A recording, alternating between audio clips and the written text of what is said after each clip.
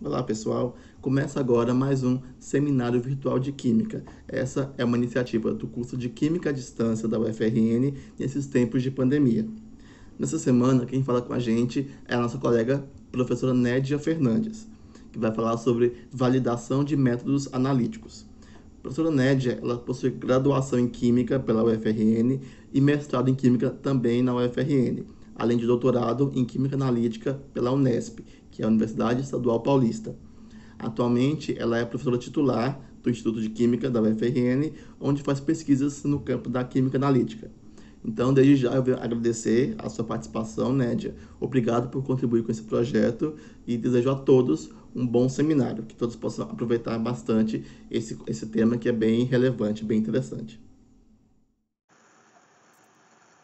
Olá, eu sou Nédia Sueli Fernandes, eu sou professora do Instituto de Química da Universidade Federal do Rio Grande do Norte, da área de analítica, e inicialmente eu gostaria de agradecer aos coordenadores do projeto de extensão Seminários Virtuais de Química para falar sobre esse tema, validação de metodologia analítica segundo a RDC 166 de 2017.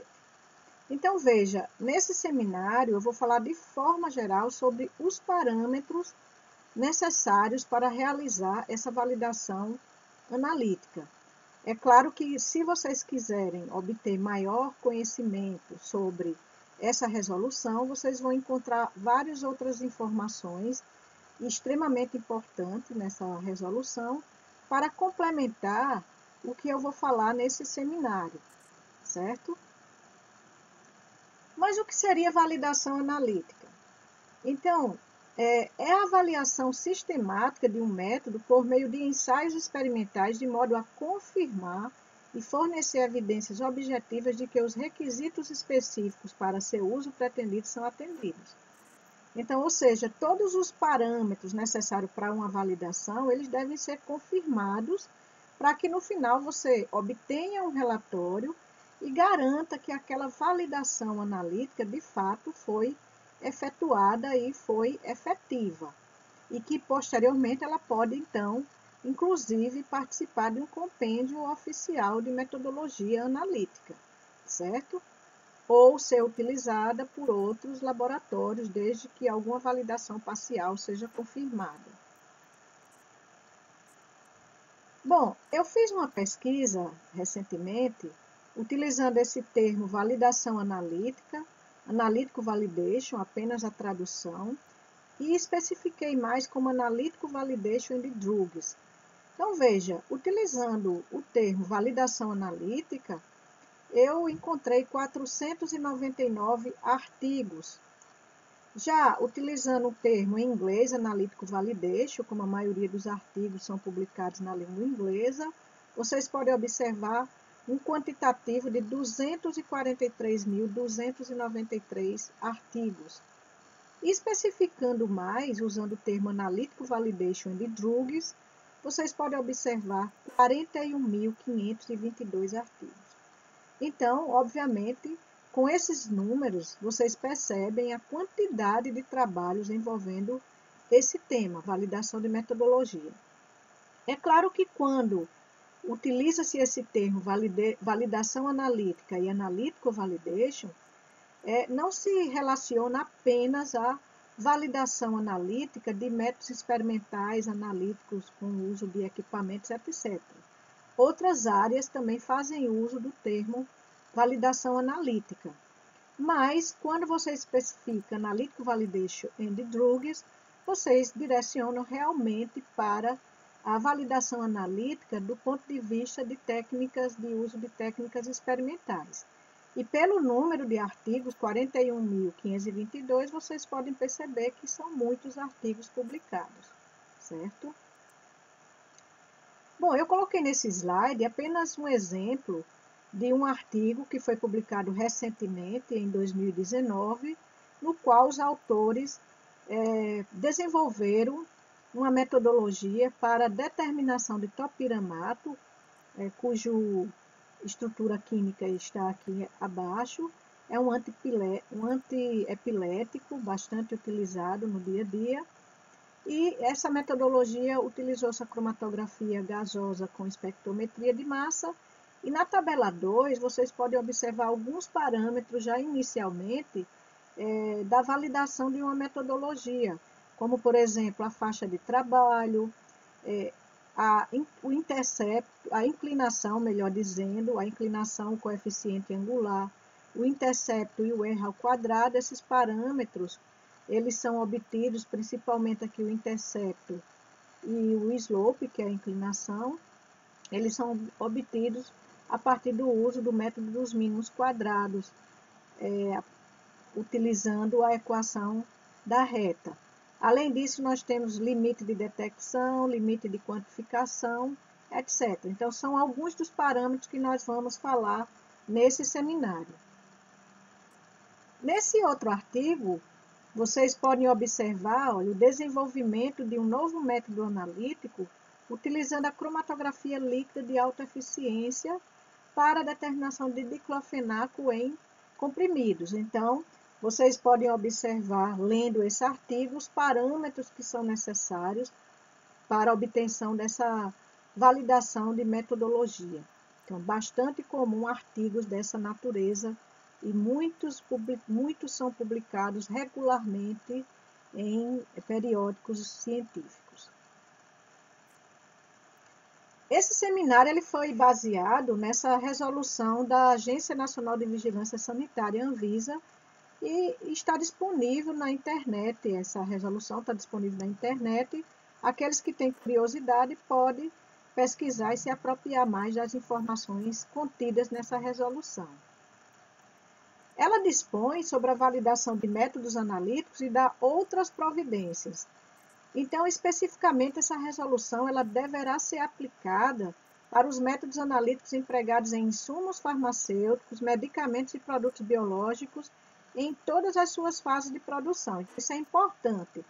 Essa resolução ela não se aplica apenas ao produto acabado. Então, durante a fase de produção, durante a alteração na constituição da amostra, ela precisa ser validada ou revalidada caso ocorra alguma alteração. Então, a validação ela deve demonstrar que o método analítico produz resultados confiáveis, adequação à finalidade a que se destina, de forma documentada e mediante critérios objetivos. Então, pessoal, quando ocorre a validação, depois do cumprimento de todos os parâmetros definidos na resolução, se obtém um relatório chamado relatório de validação. Uma vez obtido esse relatório de validação, aí sim, inclusive pode ser utilizado por outros laboratórios e pode até vir a fazer parte de compêndios oficiais, certo? Mas é necessário a documentação a partir da obtenção de um relatório de validação.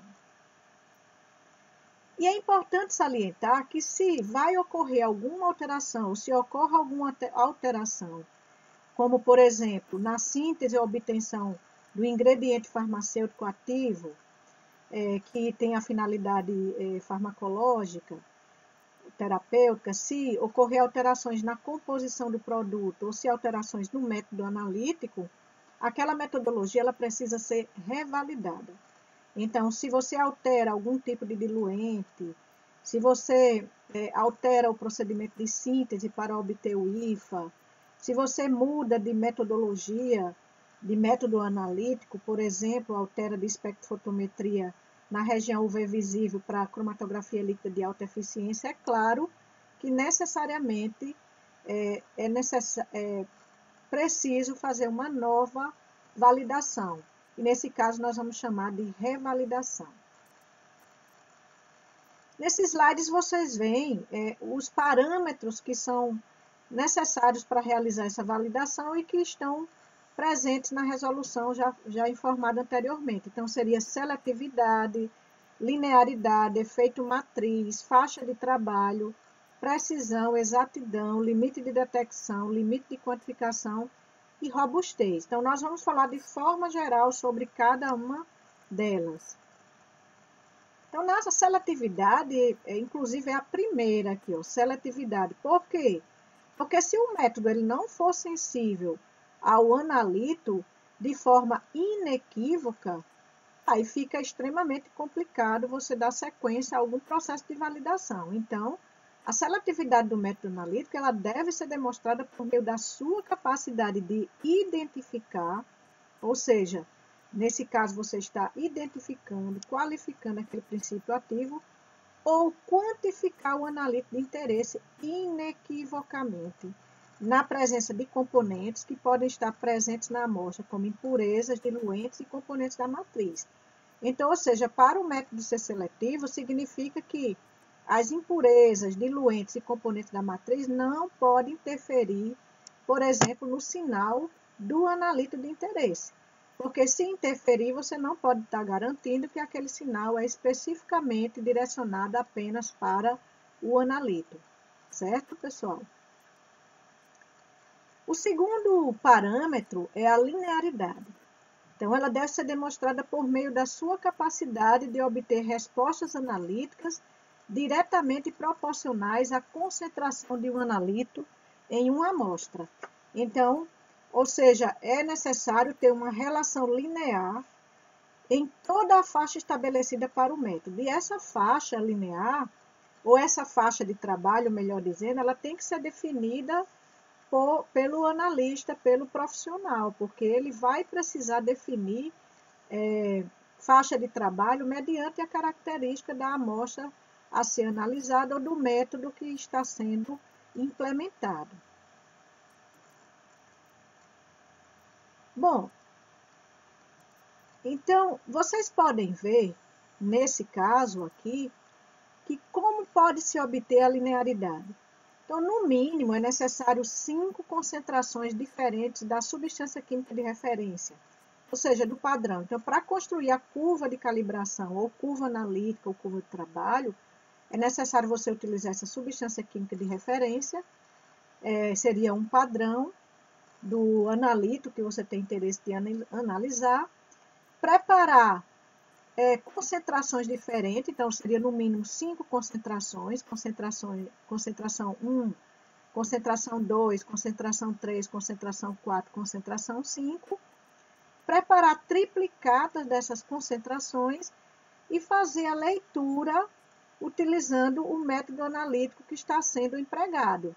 Então, por exemplo, se você vai analisar diclofenaco, você vai ter que preparar concentrações de diclofenaco em triplicata para cada concentração definida e vai obter essas curvas para plotar em um gráfico e fazer a obtenção dos parâmetros estatísticos necessários, certo? Então, isso é de extrema importância. Bom, e quais seriam os critérios da linearidade? Então, uma vez obtidos esses padrões, as soluções desses padrões, você precisa obter uma representação gráfica das respostas em função da concentração do analítico. Então, se por acaso você está utilizando a espectrofotometria UV na região do ultravioleta visível, você vai plotar absorvância versus concentração. A unidade é uma definição dependendo da metodologia que você está querendo fazer.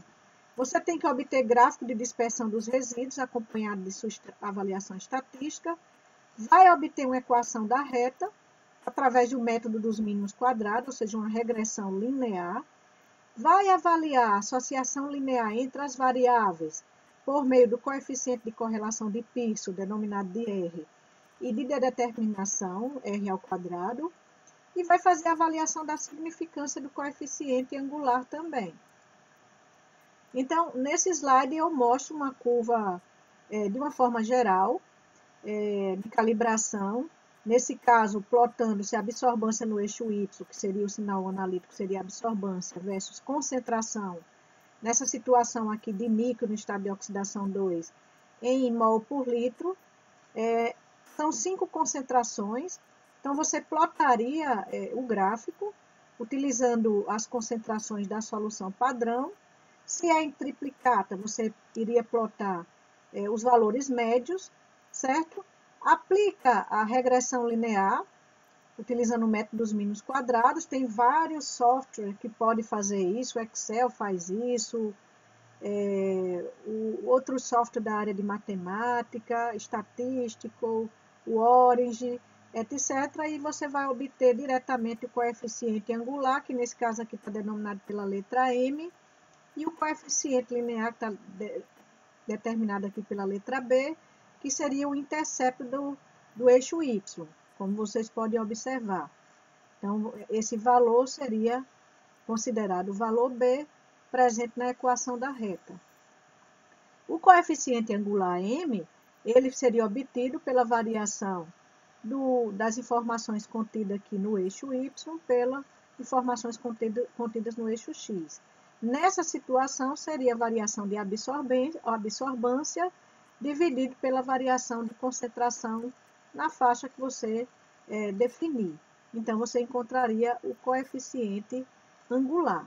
E aqui vocês podem observar equações no qual esse coeficiente angular e coeficiente linear pode ser determinado, certo? Então, tem vários softwares disponíveis para obter essas informações. Bom, essa equação vocês poderiam encontrar o valor de R, que é o coeficiente de correlação de Pearson, e ela elevada ao quadrado seria o coeficiente de determinação R ao quadrado. Então, veja, quanto mais próximo de mais ou menos 1, maior a probabilidade de existir uma relação linear entre as variáveis x e y. Então, valores de R próximo de mais 1 indicam que essa correlação é positiva, como foi mostrado no gráfico anterior. E valores de R próximo a menos 1 indicam uma correlação negativa, mas existe correlação. Quando esses valores de R tendem a zero, então ocorre a indicação que essas variáveis x e y não estão linearmente correlacionadas. Então, sempre quando se faz a curva de calibração, ou curva analítica, ou curva de trabalho, que muitas vezes é chamada dessa forma, vocês têm que obter a equação da reta e também têm que obter esses parâmetros, ou R ao quadrado, para avaliar esses valores, inclusive porque a própria RDC, a própria resolução, que aqui está sendo discutida, ela tem um valor mínimo do coeficiente de determinação para ser considerada apropriada numa validação analítica. Então, como é que se faz a avaliação da significância do coeficiente angular? Primeiro tem que ver a homossedasticidade dos dados. Então, tem que verificar a dispersão dos resultados, se está ocorrendo muita variação, se essa dispersão é homogênea ou se essa dispersão não é homogênea. Então, ela precisa ter uma homogeneidade e isso é avaliado pela ANOVA, pela análise de variância, certo? Numa outra oportunidade, nós podemos discutir passo a passo essa informação. Tem que ver o nível de significância de 5%, ou seja, 95% de probabilidade de que aquele valor está dentro exatamente de uma determinada faixa. Então, isso vai dar um nível de confiança ao resultado obtido. O coeficiente de correlação deve estar acima de 0,990. Então, se você tem o coeficiente de correlação de Pearson, R, o coeficiente de determinação, então ele tem que estar acima de 0,990 para ser considerado.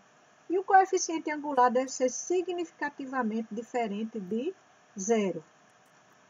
Então, nesse slide, eu estou mostrando apenas um gráfico para indicar a homossedasticidade versus a heterossedasticidade. Então, vocês observam aqui no primeiro caso, uma dispersão mais homogênea dos pontos, enquanto na heterossedasticidade você observa uma certa variação ao longo dos valores obtidos do sinal analítico em função de x.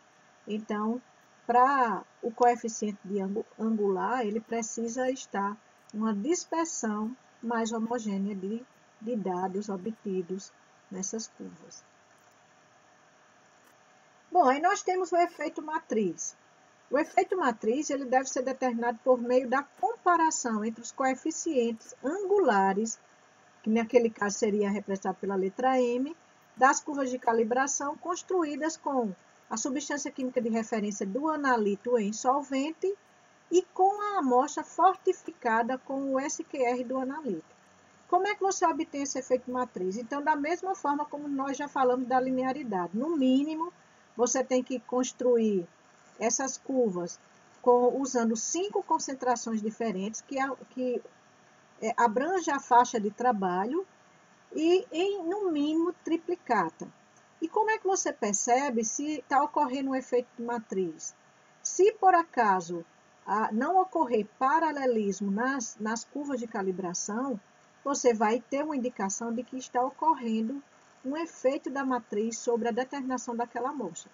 Caso você observe paralelismo nas curvas de calibração, então você, nas duas situações com a amostra do SQR com o analito ou do SQR do analito fortificada na amostra, então, se não ocorrer paralelismo, então significa que está ocorrendo interferência da matriz. E se o paralelismo ocorrer, significa que a interferência não está acontecendo, certo? Bom, a faixa de trabalho ela deve ser estabelecida a partir dos estudos de linearidade, juntamente com os resultados de precisão e exatidão, sendo dependente da aplicação pretendida. Então, para nível de teor, você tem que trabalhar de 80% a 120% da faixa de concentração que teria naquela amostra. Então, isso é definido 80% a 120%. Se for uniformidade de conteúdo, de 70% a 130%.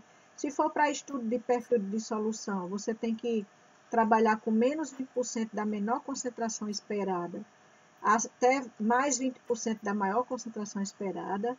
Se for determinação de impurezas, vai depender do limite de quantificação até 120% da concentração no limite da especificação de cada impureza individual.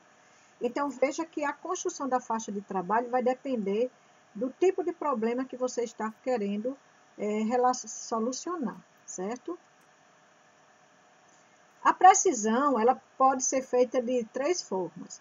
Ela avalia a proximidade entre os resultados obtidos por meio de ensaios com amostras preparadas conforme descrito no método analítico a ser validado e deve ser demonstrada pela dispersão dos resultados, calculando-se o desvio padrão relativo. Então, se você observar uma alta dispersão, então significa que aquele método ele não é preciso. Então, como é que você determinaria? dPr é igual a dP sobre CMD vezes 100. Então, dP é o desvio padrão, CMD é a concentração média determinada, e esse dPr, nós podemos, nessa situação, até chamar de coeficiente de variação, porque você vai obter de forma percentual. Então, se você pesquisar no livro, dPr, desvio padrão relativo, ele é mais comumente relacionado só com o desvio padrão e a concentração média determinada. Mas, em todo caso, como está na resolução, eu deixei da forma que estava na resolução. Como você está obtendo em percentual, é basicamente o coeficiente de variação. Essa precisão ela pode ser determinada por meio da repetibilidade, precisão intermediária e reprodutibilidade. E como isso é feito? Então, quando nós temos a repetibilidade, existem alguns critérios. Ela precisa ser nas mesmas condições de operação, o mesmo analista que está fazendo todo o processo e mesma instrumentação analítica em uma única corrida analítica. E existem alguns critérios para obter essa repetibilidade. No mínimo, tem que obter 9 determinações, contemplando o intervalo linear do método analítico. Então, seriam 3 concentrações, contemplando uma faixa baixa de concentração, uma faixa média e uma faixa alta. E para cada uma, com 3 réplicas em cada nível, ou 6 réplicas a 100% da concentração do teste individualmente preparadas. Então, é necessário seguir esses critérios para se obter essa repetibilidade. E na precisão intermediária, nesse caso, você já tem uma situação diferente. Então, é a análise de uma mesma amostra, é o mesmo laboratório, mas é preciso fazer em pelo menos 2 dias diferentes. Tem que utilizar operadores distintos, então não é o mesmo analista que vai fazer em 2 dias diferentes, você tem que ter operadores distintos, seguindo a mesma metodologia que vocês estão definindo para fazer a determinação, mas com analistas diferentes, tem que contemplar as mesmas concentrações e o mesmo número de determinações descritas na avaliação da repetibilidade, que nós falamos anteriormente, em relação às réplicas, em relação também à caracterização de concentrações na faixa baixa, na faixa média e na faixa alta, certo? E quais seriam os critérios para a reprodutibilidade? Os resultados obtidos por meio da proximidade dos resultados obtidos em laboratórios diferentes. Então, diferentemente da repetibilidade e da repetibilidade intermediária, então, nesse caso, você precisa fazer uso de laboratórios diferentes, também tem que seguir o mesmo procedimento em relação às réplicas, como foi feito anteriormente. Isso é muito importante, fazer esses estudos de reprodutibilidade, por causa de estudos colaborativos, porque você, por exemplo, faz um desenvolvimento de uma validação de uma metodologia em um laboratório e você, em um outro laboratório, ele vai seguir o mesmo procedimento e vai verificar se aquela validação realmente ela continua existindo. Então, é muito importante para padronizar métodos analíticos e também, inclusive, para definir se aquele método vai fazer parte de compêndios oficiais, mediante comparações com testes estatísticos. Então, critério de reprodutibilidade é extremamente interessante. Bom, aí nós temos a exatidão. Então, a exatidão ela deve ser obtida por meio do grau de concordância entre os resultados individuais do método em estudo em relação a um valor aceito como verdadeiro, certo? Então, ela pode ser determinada dessa forma: recuperação, que seria a concentração da amostra adicionada menos a concentração da amostra, dividido pela concentração teórica do analito adicionado multiplicado por 100, ou então você utiliza a concentração média experimental dividido pela concentração teórica multiplicado por 100. Então, você obtém isso em percentual. E alguns critérios são extremamente importantes para avaliar esse processo de exatidão, certo? Então, veja, quando você fala de critérios de exatidão, é importante verificar que para os métodos utilizando o IFA, que seria o ingrediente farmacêutico ativo, é necessário aplicar o método utilizando substância de pureza conhecida, o SQR.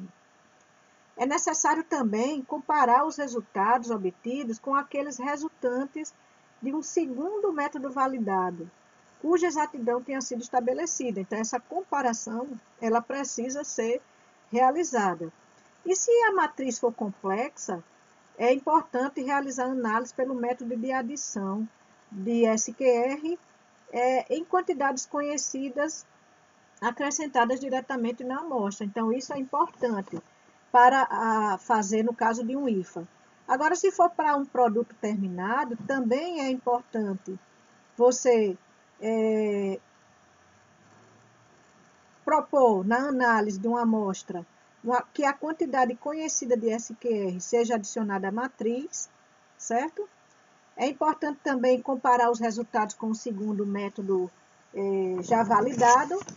E na situação em que você envolve a presença de impurezas, no cálculo da exatidão, é interessante fazer uso do método de adição padrão.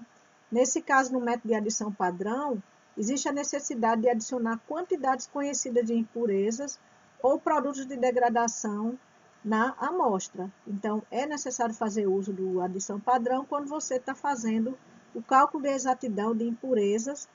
É também importante comparar com o segundo método validado, certo? E assim por diante. Então, existem alguns critérios para se definir essa exatidão quando você está trabalhando com o IFA, com o produto acabado ou, inclusive, com a presença de impurezas ou produtos de degradação, certo?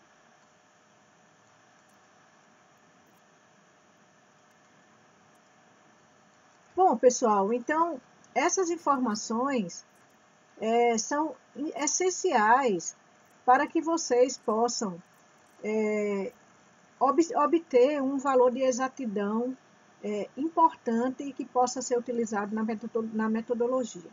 Então, não esquecendo desses pontos que nós já comentamos anteriormente. O IFA, produto terminado e impurezas.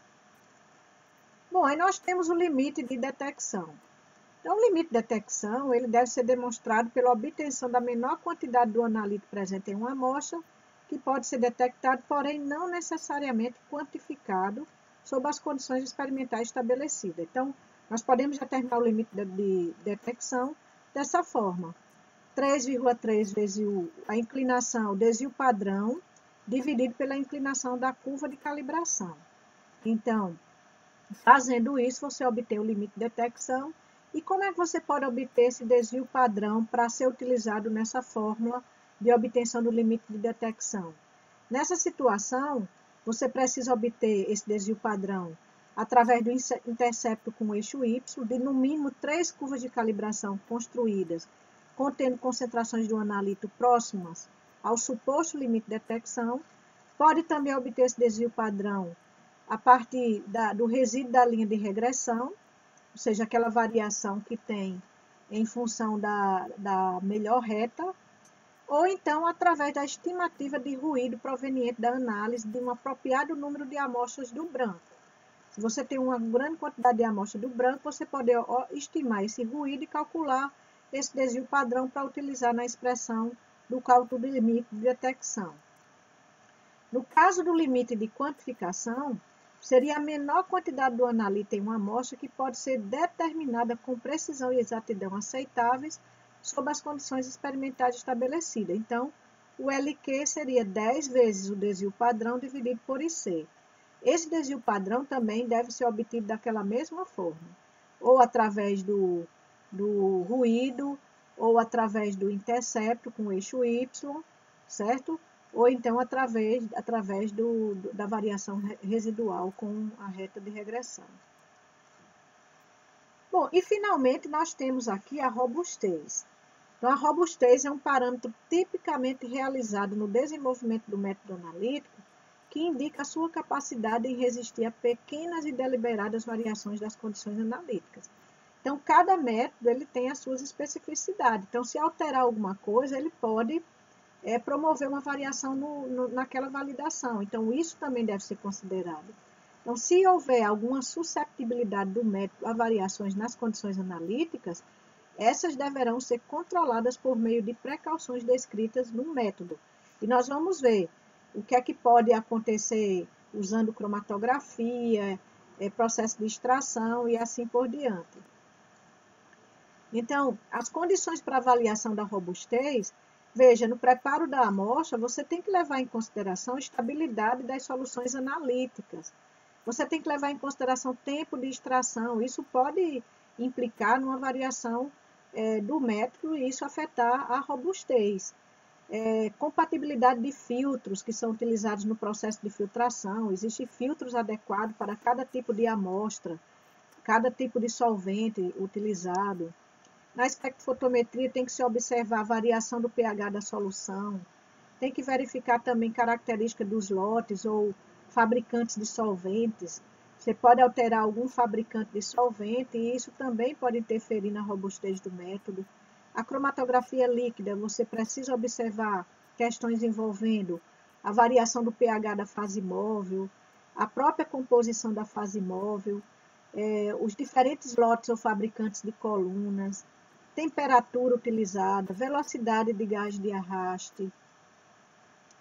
Na cromatografia gasosa, é importante verificar questões envolvendo diferentes lotes ou fabricantes de colunas, a própria temperatura, velocidade do gás de arraste, etc. E em outras técnicas analíticas, as variações a serem testadas deverão ser avaliadas criticamente, seus resultados deverão ser apresentados. Então, para que o método seja robusto, tem que outras condições serem consideradas. Então, como a gente já comentou, são vários variáveis aí que devem ser consideradas numa validação de metodologia. De repente, você está validando um método, mudou a coluna. Então, obviamente, você tem que validar novamente aquele método.